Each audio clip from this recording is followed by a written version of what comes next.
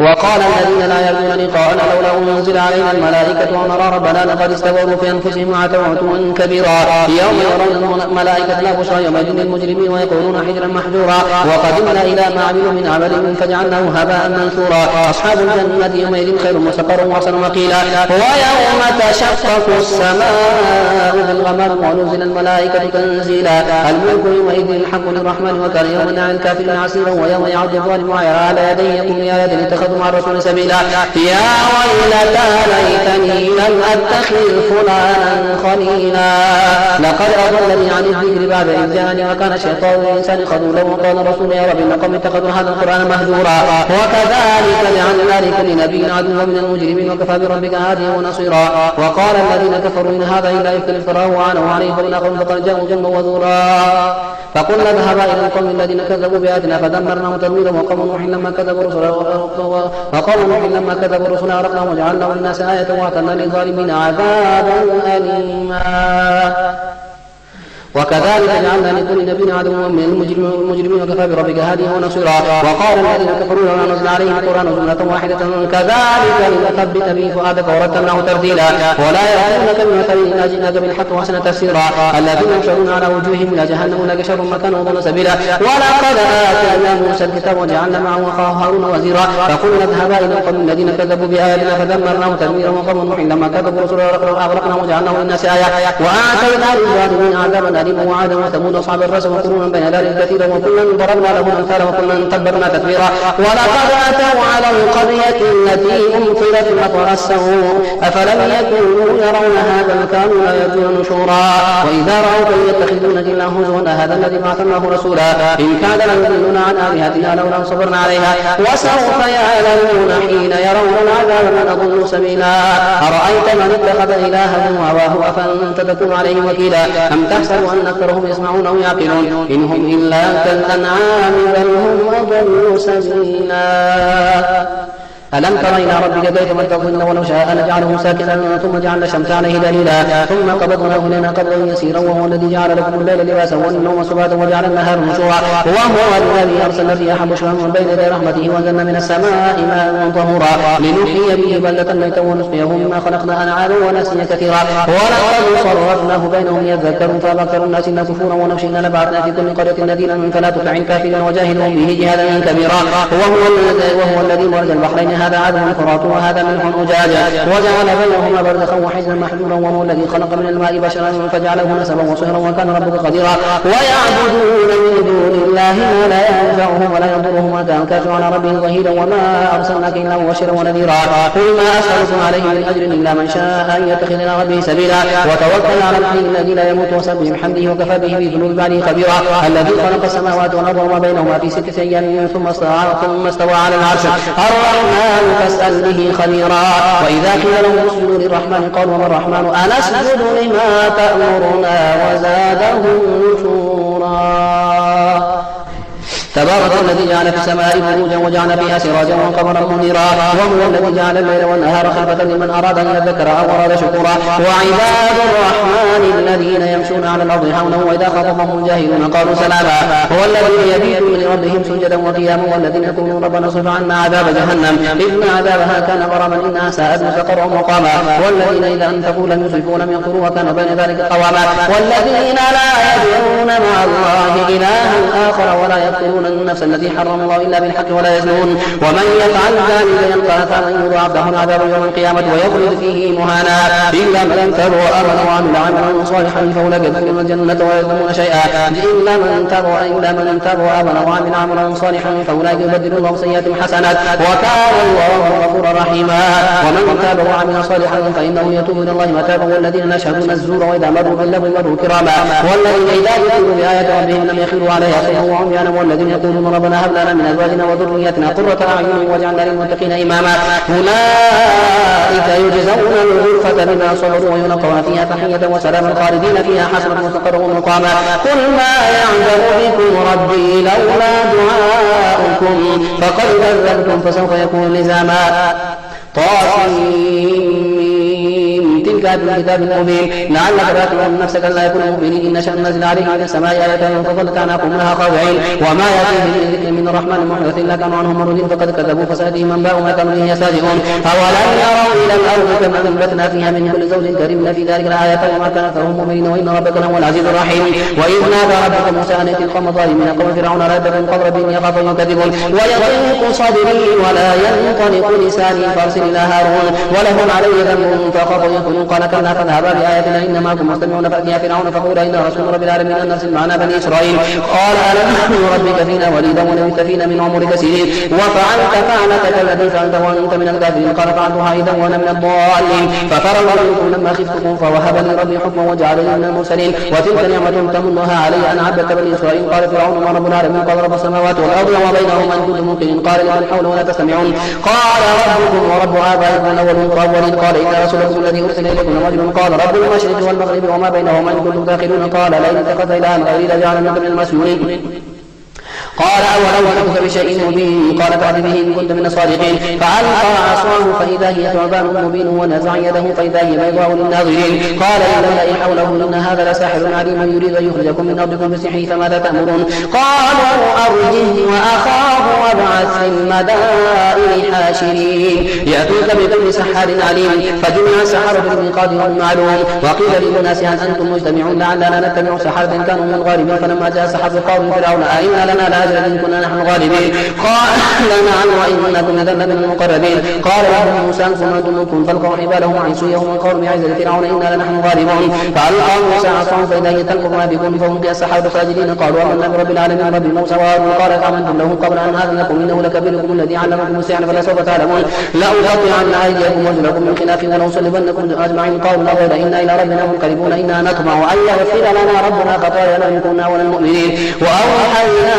إلى موسى أن أسر بعبادي إنكم متبعون فأرسل فرعون في المدائن حاشرين إن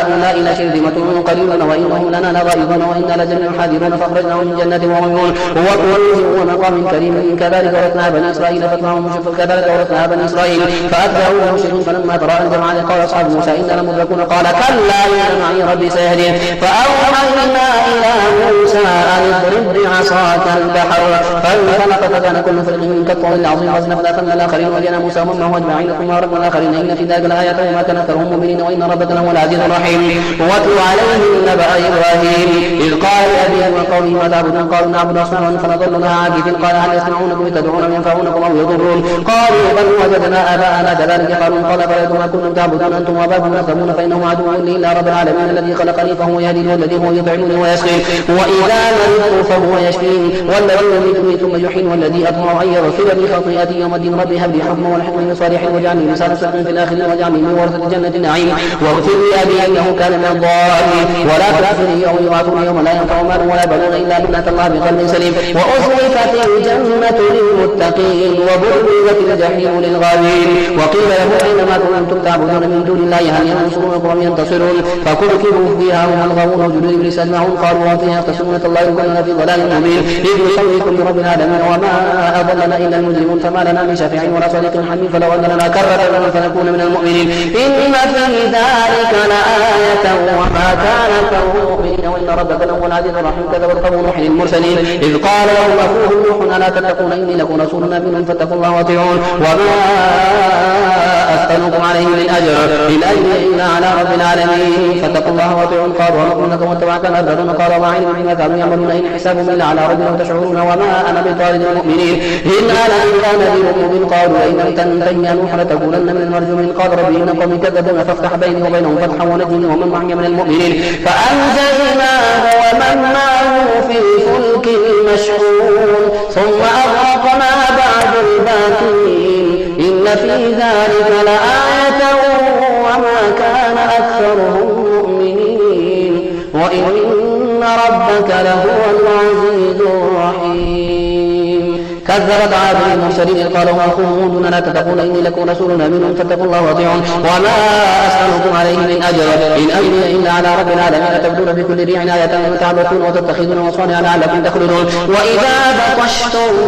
بطشتم جبارين فاتقوا الله وأطيعون واتقوا الذي أمدكم بما تعلمون أمدكم بأنعام وبنين وجنات وعيون إني أخاف عليكم عذاب يوم عظيم قالوا سواء علينا أو عظت أم لم تكن من الواعظين إن هذا إلا خلق الأولين وما نحن بمعذبين فكذبوه فأهلكناهم إن في ذلك لآية وما كان أكثرهم مؤمنين وإن ربك لهو العزيز الرحيم كذبت ثمود المرسلين إذ قالوا أخوهم صالح لا تتقون إني لكم رسول أمين فاتقوا الله وأطيعون وما أسألكم عليه من أجر إن أجري إلا على رب العالمين تتركون فيما هاهنا آمنين في جنات وعيون وزروع ونخل طلعها هضيم وتنحتون من الجبال بيوتا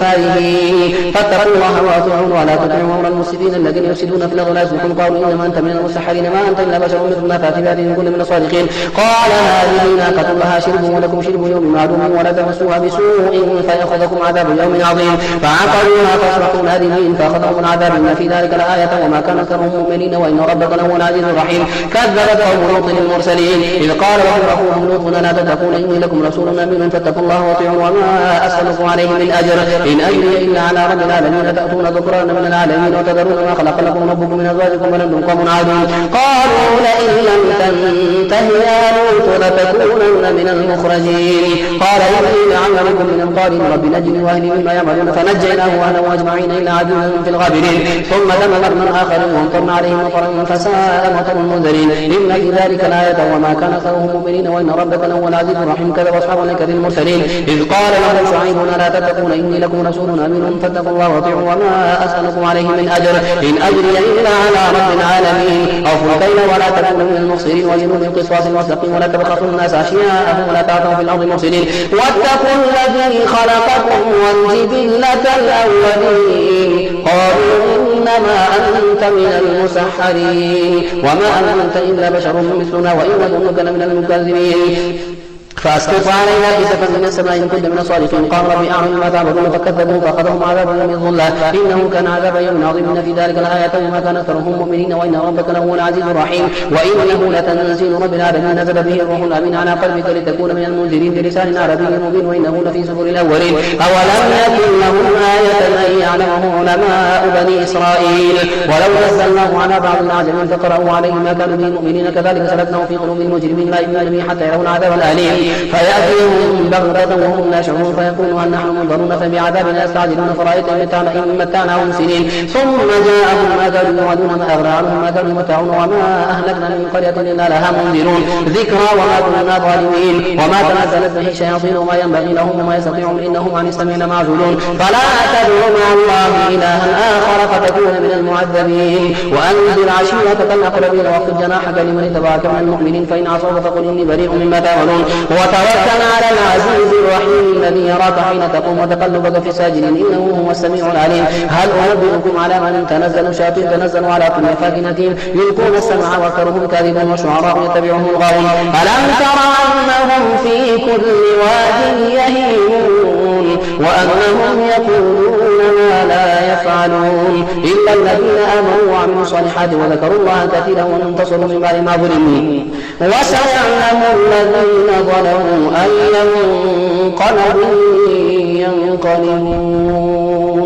القرآن والكتاب المبين هدى وبشرى للمؤمنين الذين يقيمون الصلاة ويؤتون الزكاة وهم بالآخرة هم يوقنون إن الذين لا يؤمنون بالآخرة زينا لهم أعمالهم فهم يعمهون أولئك الذين لهم سوء العذاب وهم في الآخرة هم الأخسرون وإنك لتلقى القرآن من لدن حكيم عليم إذ قال موسى لأهله إني آنست نارا سآتيكم منها بخبر وآتيكم بشهاب قبس لعلكم تصطلون فلما جاءها نودي أن بورك من في النار ومن حولها وسبحان الله رب العالمين يا موسى إنه أنا الله العزيز الحكيم وألقي عصاك فلما رآها تهتز كأنها جان ولا مدبرا ولم يعقب يا موسى لا تخف إني لا يخاف لدي المرسلون إلا من ظلم ثم بدل حسنا بعد سوء فإني غفور رحيم وأدخل لك في جيبك تأخذ بضاعة من غير سوء في 9 آيات إلى فرعون وقومه إنهم كانوا قوما فاسقين فلما جاءتهم آياتنا مبصرة قالوا هذا سحر مبين وجحدوا بها واستيقنتها أنفسهم ظلما وعلوا فانظر كيف كان عاقبة المفسدين ولقد آتينا داود وسليمان علما وقال الحمد لله الذي فضلنا على كثير من عباده المؤمنين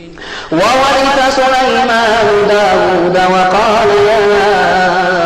أيها الناس وعلمنا منطق الطير وأوتينا من كل شيء إن هذا هو الفضل المبين. وحشر لسليمان جنوده من الجن والإنس والطير فهم يوزعون حتى إذا أتوا على واد النمل قالت نملة يا أيها النمل ادخلوا مساكنكم لا يحطمنكم سليمان وجنوده وهم لا يشعرون. فتبسم ضاحكا من قولها وقال رب أوزعني أن أشكر نعمتك التي أنعمت علي وعلى والدي وأن أعمل صالحا ترضى وادخلني برحمتك في عبادك الصالحين. وتفقد الطير فقال ما لي لا أرى هدهدا كان من الغائبين لأعذبنه عذابا شديدا أو لأذبحنه أو لا يأتيني بسلطان مبين فمكث غير بعيد فقال حتى ما تحب به وجئتك من سبأ بنبأ يقين إني وجدت امرأة تملكهم وأوتيت من كل شيء ولها عرش عظيم وجدتها وقومها يسجدون لشمس من دون الله وزين لهم الشيطان أعمالهم فصدهم عن السبيل فهم لا يهتدون. ألا يسجدوا لله الذي يخرج الخبأ في السماوات والأرض ويعلم ما تخفون وما تعلنون. الله لا إله إلا هو رب العرش العظيم. قال سننظر أصدقت أم كنت من الكاذبين اذهب بكتابي هذا فألقه إليهم ثم تول عنهم فانظر ماذا يرجعون. قالت يا أيها الملأ إني ألقي إلي كتاب كريم إنه من سليمان وإنه بسم الله الرحمن الرحيم لا تعلوا علي وأتوني مسلمين. قال يا أيها الملأ أفتوني في أمري ما كنت قاطعة أمرا حتى تشهدون. قالوا نحن أولو قوة وأولو بأس شديد والأمر إليك فانظري ماذا تأمرين. قالت إن الملوك إذا دخلوا قرية أفسدوها وجعلوا أعزة أهلها أذلة وكذلك يفعلون. وإني مرسلة إليهم بهدية فناظرة بما يرجع المرسلون. فلما جاء سليمان قال تمدونني بمال فما آتاني الله خير مما آتاكم بل أنتم بهديتهم تفرحون. ارجع إليهم فلنأتينهم بجنود لا قبل لهم بها ولنخرجنهم من أذلة وهم صاغرون. قال يا أيها الملأ أيكم يأتيني بعرشها قبل أن يأتوني مسلمين. قبل أن يأتوني مسلمين قال عفريت من الجن أنا آتيك به قبل أن تقوم بمقامك وإني عليه لقوي أمين. قال الذي عنده علم من الكتاب أنا آتيك به قبل أن يرتد إليك طرفك فلما رآه مستقرا عنده قال هذا من فضل ربي ليبلوني أشكر أم أكفر. ومن شكر فإنما يشكر لنفسه ومن كفر فإن ربي غني كريم. قال نأكلوا لها عرشها ننظر تهتدي أم تكون من الذين لا يهتدون. فلما جاءت إلى هكذا قالت كأنه هو وأوتينا العلم من قبلها وكنا مسلمين وصدها ما كان تعبد من دون الله إنها كانت من قوم الكافرين. قيل لها ادخل الصرح فلما رأته حسبته لجة وكشفت عن ساقيها قال إنه صرح ممرد من قوارير. قالت رب إني ظلمت نفسي وأسلمت مع سليمان لله رب العالمين. ولقد أرسلنا إلى ثمود أخاهم صالحا أن اعبدوا الله فإذا هم فريقان يختصمون. قال يا قوم ما تستعجلون بالسيئة قبل الحسنة ولا تستغفرون الله لعلكم ترحمون. قالوا طيرنا بك وبمن معك قال طائركم عند الله وأنتم قوم تفتنون. وكان في المدينة 9 رهط يفسدون في الأرض ولا يصلحون. قالوا تقاسموا بالله لنبيتنه أهله ثم لنقولن لوليه ما شهدنا مهلك أهلي وإنا لصادقون. ومكروا مكرا ومكرنا مكرا وهم لا يشعرون. فانظر كيف كان عاقبة مكرهم أنما دمرناهم وقومهم أجمعين. فتلك بيوتهم خاوية بما ظلموا إن في ذلك لآية لقوم يعلمون وأنجينا الذين آمنوا وكانوا يتقون. ولوطا إذ قال لقومه أتأتون الفاحشة وأنتم تبصرون أئنكم لتأتون الرجال شهوة من دون النساء بل أنتم تجهلون. فما كان جواب قومه إلا أن قالوا أخرجوا آل لوط من قريتكم إنهم أناس يتطهرون. فأنجيناه وأهله إلا امرأته قدرناها من الغابرين. وأمطرنا عليهم مطرا فساء مطر المنذرين. قل الحمد لله وسلام على عباده الذين اصطفى